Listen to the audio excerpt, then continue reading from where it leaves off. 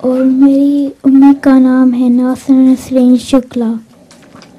मेरा पहला सवाल है कि हुजूर आपकी नानी अम्मा का नाम क्या है और वो कहाँ की रहने वाली थी? हुजूर की नानी अम्मी का क्या नाम था और वो कहाँ की रहने वाली थी? नानी अम्मा सिहाले की थी। सिहाला रावलपिंडी के पास एक गांव है और उनका नाम जहाँ तक मुझे याद पड़ता है ज़ैनब बीबी था।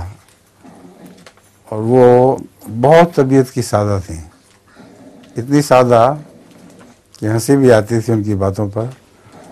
एक दफ़ा हज़रत अम्मा जान के घर बैठी हुई थी तो कुनीन की गोली उठा के, कुनीन की गोली पड़ी थी, उठाई और देख के कहने लगी किसी शायदा आंडड़ा है, किसी शायदा आंडड़ा है, किसी चीज़ का अंडा है। तो हज़रत अम्मा जान ने फरमाया कि नहीं बीबी, ये कुनीन की गोली है। कहते हैं अच्छा कुन्नी दी गुलेल है। कुनीन की गोली को कुन्नी दी गुलेल बना दिया था। तो ये उनकी तबीयत की सादगी थी, से बहुत नेक खातून थी। उन्हीं को देख के हज़रत मसीह मौला ने फरमाया था ना कि ये भिश्ती टब्बर है।